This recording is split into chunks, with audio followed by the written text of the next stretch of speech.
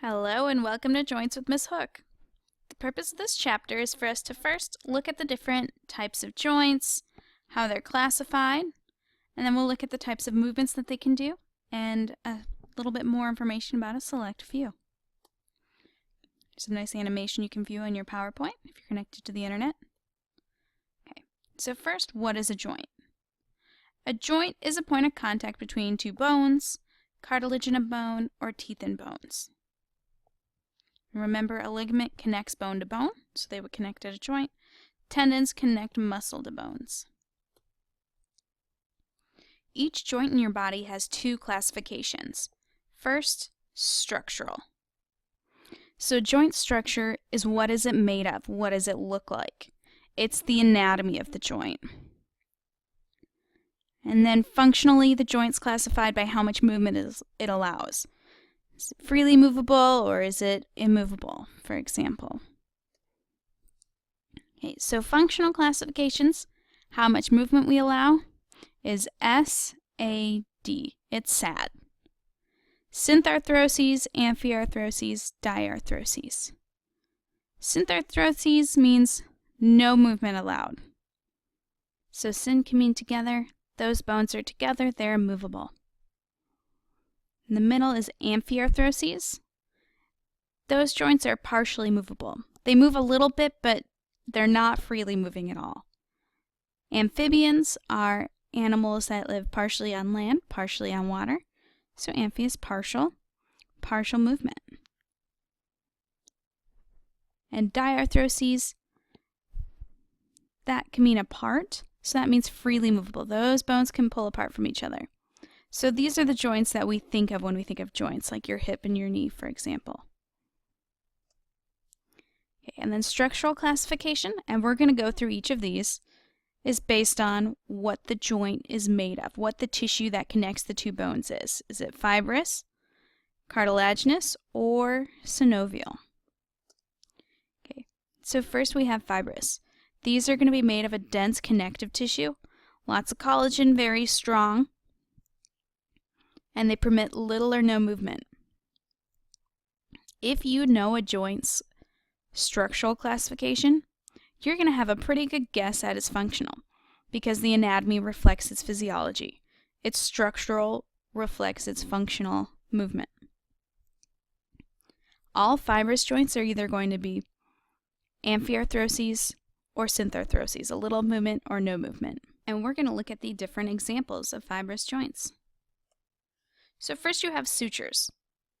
So sutures, if you remember, those are the different joints in your skull, where your skull bones have fused together. There's actually short, very short connective tissue fibers connecting those bones together. And they're so short that they don't allow any movement anymore.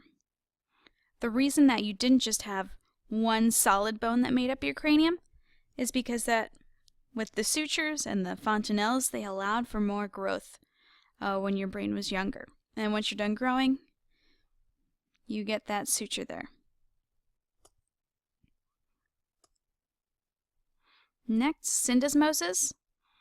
These are going to be ligaments with some connective tissue there.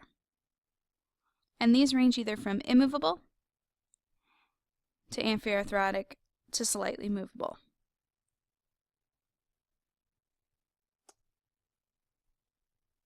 The last example we're going to go through is gumphoses.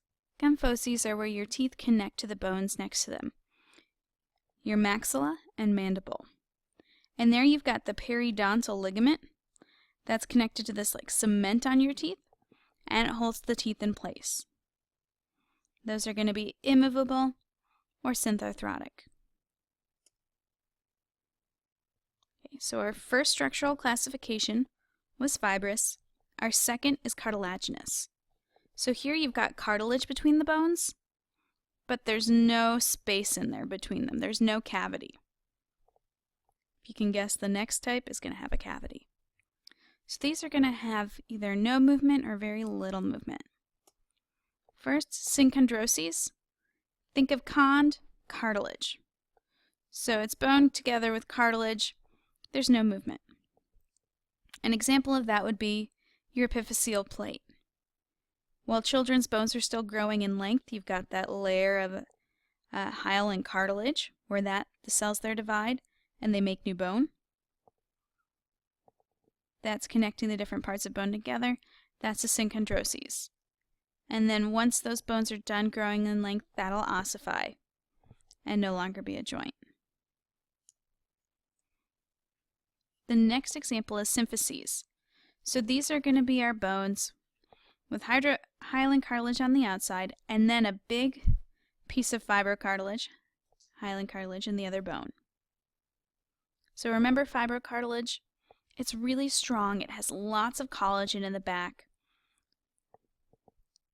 So it's going to have a little bit of movement, but be in areas where we need lots of strength. So the two examples there is your pubic symphysis, where the pubic bones come together. That'll become more flexible during childbirth. And then the other is your intervertebral discs. Between each spinal vertebrae, you'll have fibrocartilage. And think about how you can bend your spine back and you have lots of joints together moving just a little bit, and each of those little movements adds up to a fairly large movement.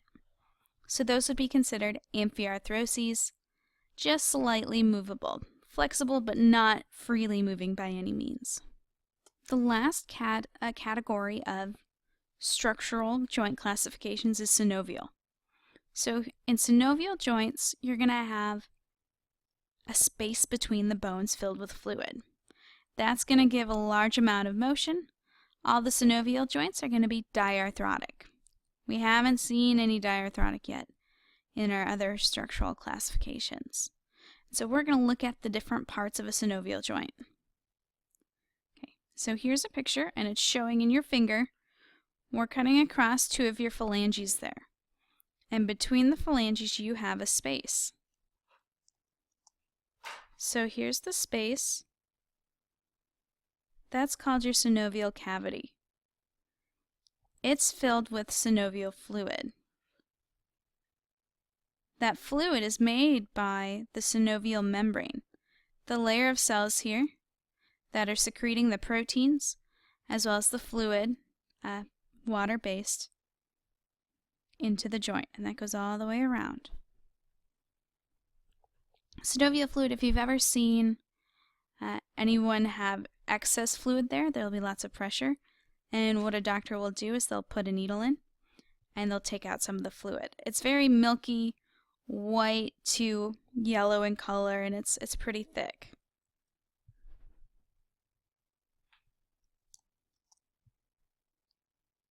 Other parts? Next to the bone, these are long bones, so at the end you have hyaline cartilage. That's going to reduce the friction there. So those two bones don't rub together as badly. You've got the fluid in there lubricating it as well, so those bones don't get broken down or damaged.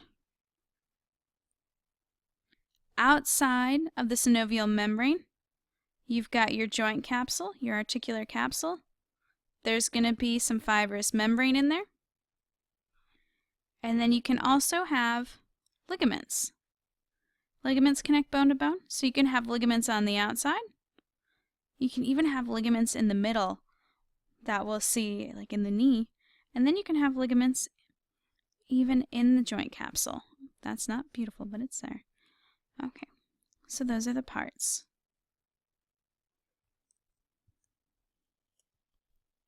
Okay, so in some areas, you're going to have lots of pressure. In those areas, you're going to have different structures to reduce friction. So bursa are these small little, bursa means little purse, so it's basically like a little packet of synovial membrane with synovial fluid. If you have ligaments that rub against the bone, for example, you could find bursa there. If you have a tendon that goes around your joint, that can have a lot of friction there, where the tendon rubs against the bone. So you'll have these elongated bursa that go all the way around the tendon, called tendon sheaths. So let's add those into this picture. Okay. So I'll add my ligament on the outside again. Super nice. Okay, so let's say right here, there's a lot of friction. So we're going to add synovial membrane.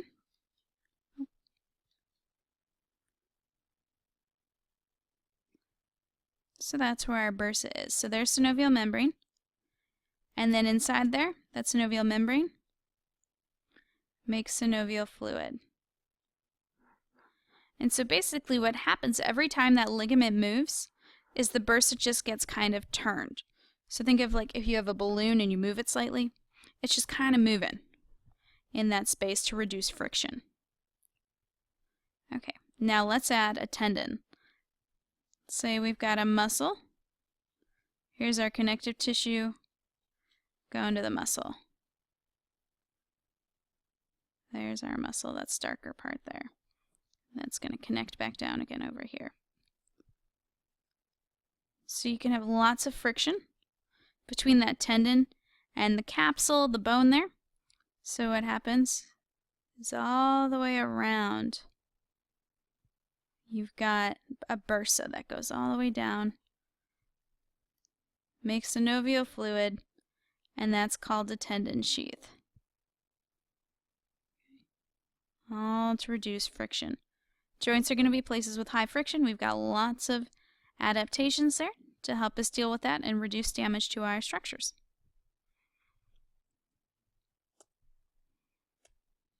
Okay. Synovial joints, that's their structure. Their function is diarthroses. They're freely moving. So we're going to look at the different types of movements that can occur here. We're going to hit these back again when we talk about muscles and the different actions muscles can do, the different movements muscles can cause. So first you have gliding. That's bones just sliding over top of each other. So like these carpals, wrist bones that move like when you wave your hand, just glide over top of each other. Next, extend, flex, and hyperextend. Extend means you're making a bigger angle. So like here with our arm, when you extend your arm, the angle made is bigger.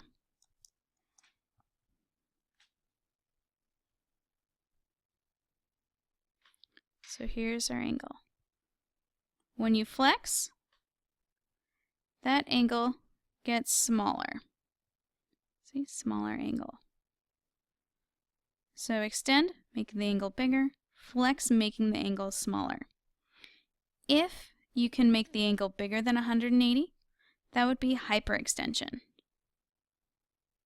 So here in this head, if you flex,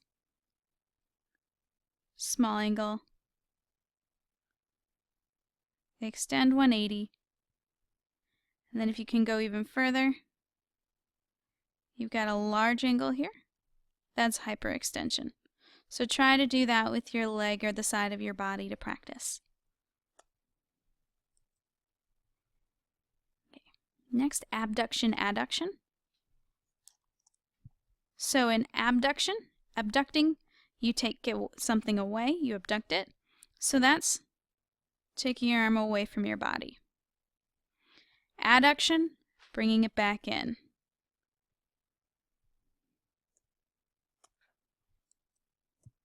And then circumduction is only allowed by our shoulders and our hips, and it's where we're able to make a cone-like motion with our arms.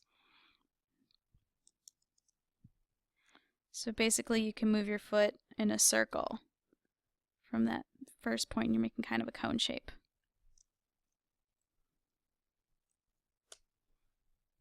Next, rotation.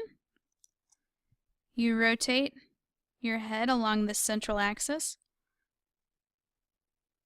When you shake your head, no. Same with your arm, your leg.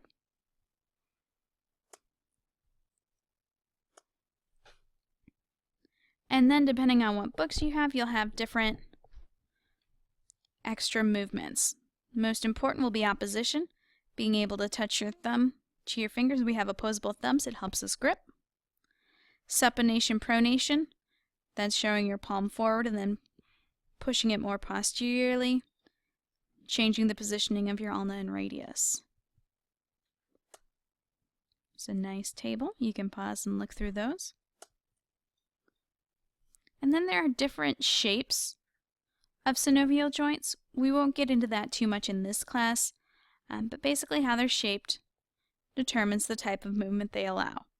So like your elbows and your knees are hinge joints. Just like a door hinge, it allows us to go only 180 degrees with it. Whereas your shoulder and hips are ball and socket. So the head of the femur and humerus fits into the socket of your scapula and your pelvic bones. And there's an example of how the hinge looks. Okay. A lot of different factors can change how much motion you have at synovial joints. For example, somebody who's double jointed just has really flexible ligaments. They don't actually have an extra joint cavity there. Okay. Now let's look at a couple selected joints. First, the shoulder. You've got a nice ball and socket there. And you'll notice if you compare the skeleton's shoulder to hip, the head of the humerus doesn't fit into the scapula nearly as well as our hip bone with our femur. There, we're giving up some of our stability, some of this nice fit, so that we can have greater movement with our arms. You can move your arm, your shoulder a lot more than you can your hip. That's why you're more likely to dislocate your shoulder. So around this area, to help stabilize that movement, you've got tendons.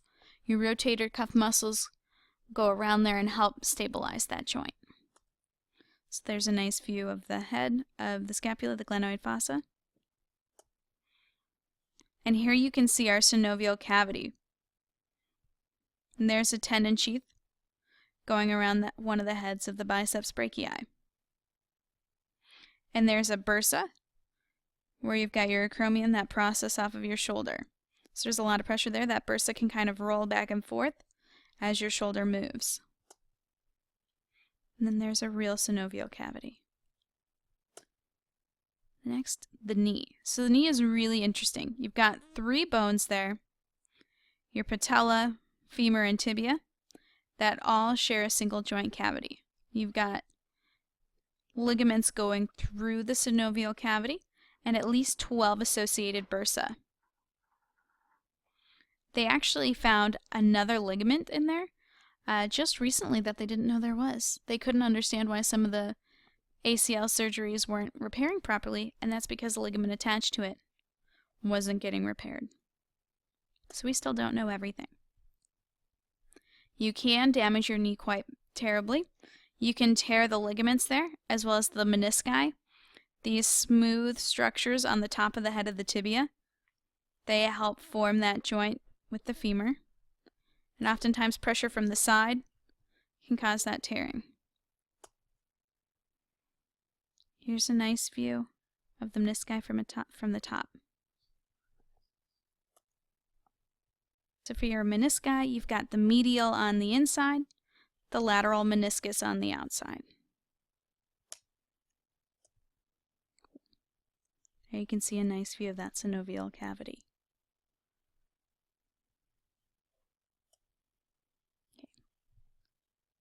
So as we age, we don't make as much synovial fluid, so there's more friction there. And we also have our articular cartilage replaced more slowly, so that gets thinner. You can have the bones underneath get damaged. That can be osteoporosis, and we'll look at that. If you have too much damage, you may need arthroplasty or joint replacement surgery. There's some interesting videos that I show on this in class, as well as activities you can do online. edheads.org, you can do some joint replacements on your own. It's pretty fun. So here's an example of a hip replacement where they'll put in an artificial femur head and they'll reshape that socket to fit it. Knee replacement, they'll shave off parts of the humerus, tibia, and patella and replace them with metal components. Arthritis is a general category for any disease that causes inflammation or degradation of your joints. Symptoms will generally be pain, stiffness, and swelling. And there can be acute forms that are fast, caused by bacteria, and you can treat them with antibiotics, or there are chronic forms that generally get worse over time. We're going to look at those 3 examples there. Osteoarthritis is the most common. That's the general wear and tear. Your hyaline cartilage, that articular cartilage, gets broken down. The bone underneath starts to break down as well. So there you can see in this picture, damaged bone that's exposed. Next is rheumatoid arthritis. So here you have the synovial membrane start to get inflamed. And as they inflame, it gets thicker. And as it gets thicker, it forms what's called a pannus. And that pannus becomes scar tissue, and then it connects the bone parts together. So there you can see rheumatoid arthritis. And last, gouty arthritis. So this is a homeostatic imbalance of too much uric acid. It crystallizes in the joints and then becomes inflamed. It's much more common in men, oftentimes dehydrated, lots of alcohol, lots of salt, oftentimes in the big toe.